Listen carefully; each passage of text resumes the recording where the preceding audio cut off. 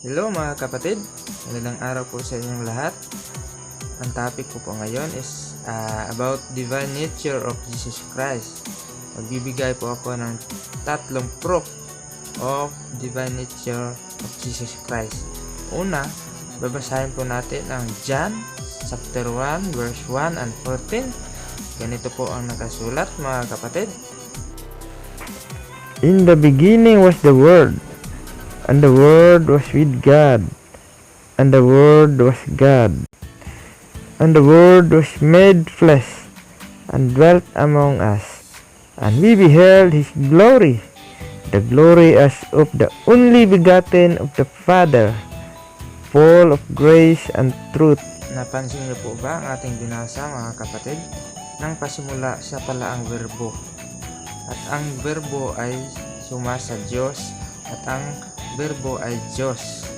At ano pa po mga kapatid? And the Word was made flesh and dwelt among us. So ang verbo pala ay naging tao o nagkatawang tao at nananahan sa gitna natin na puspos ng biyaya at katotohanan. Pangalawang proofs mga kapatid, atin pong babasahin sa John chapter 14 verse 9 hanggang 10. Ganito po ang nakasulat. Jesus said unto him, Have I been so long time with you, and yet hast thou not known me, Philip? He that hath seen me hath seen the Father. And how seest thou then? Show us the Father. Believest thou not that I am in the Father, and the Father in me?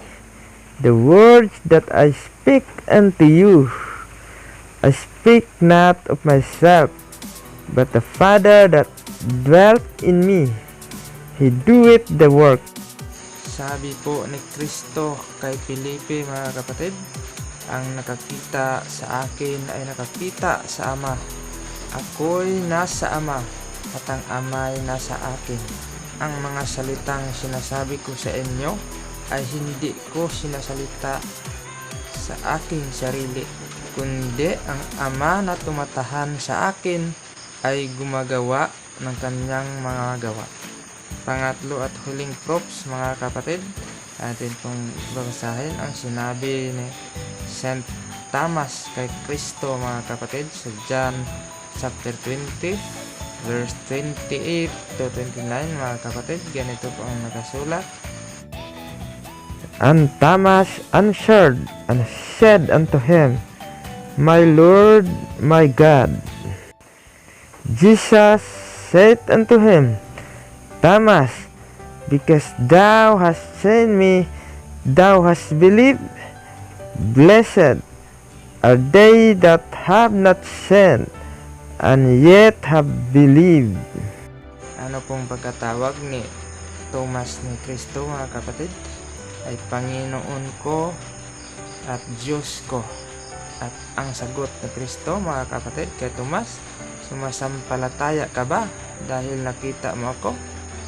Mapalad ang hindi nakakita ngunit sumasampalataya. Yan po ang topic ko mga kapatid. Maraming salamat po sa inyong suporta. Sana patuloy pa po kayong magtatangkilik sa ating mga susunod pa na video mga kapatid. At huwag niyo pong kalimutang ibahagi ang video na ito mga kapatid. At paki-subscribe na rin po. At paki-click yung notification bell para ma-notify po kayo sa aking susunod na video mga kapatid. At kung mayroon din po kayong mga tanong, paki-comment lang po sa comment section mga kapatid para mabigyan po natin ng kasagutan ang inyo pong mga katanungan na nais nyong mabigyang linaw ang tungkol sa ating doktrina at pananampalataya nating mga Katoliko mga kapatid.